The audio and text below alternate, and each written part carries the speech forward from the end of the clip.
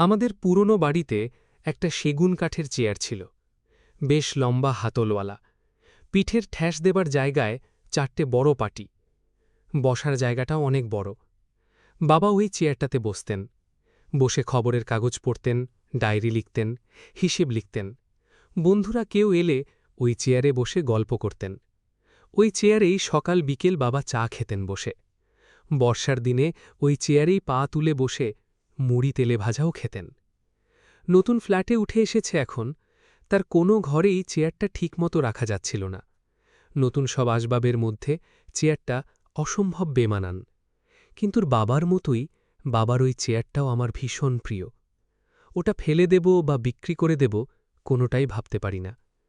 চেয়ারটা দেখলেই বাবার কথা মনে পড়ে। বাবা চেয়ারটায় বসে মহাভারত পড়তেন, গীতা পড়তেন, রবীন্দ্রনাথ পড়তেন।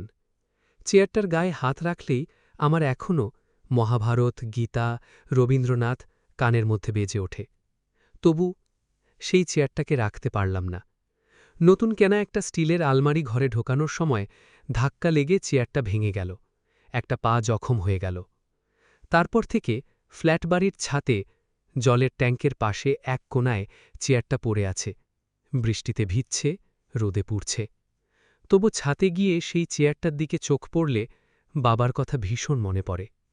একদিন ভোর রাতের স্বপ্নে বাবাকে দেখলাম। বাবা বললেন, খোকন, আমার আলমারিতে ছিল মহাভারত, ছিল গীতা। তোর আলমারিতে শেয়ারের কাগজ, ব্যাংকের পাসবই আর স্কচের বোতল।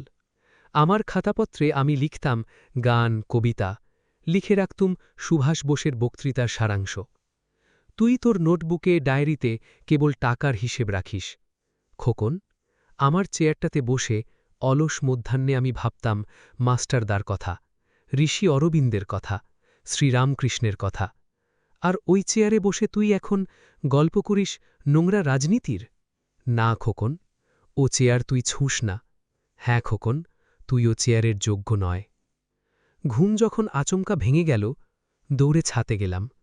দেখলাম চেয়ারটা আপনিই ভেঙেছে, পড়ে আছে একলা ছাদে।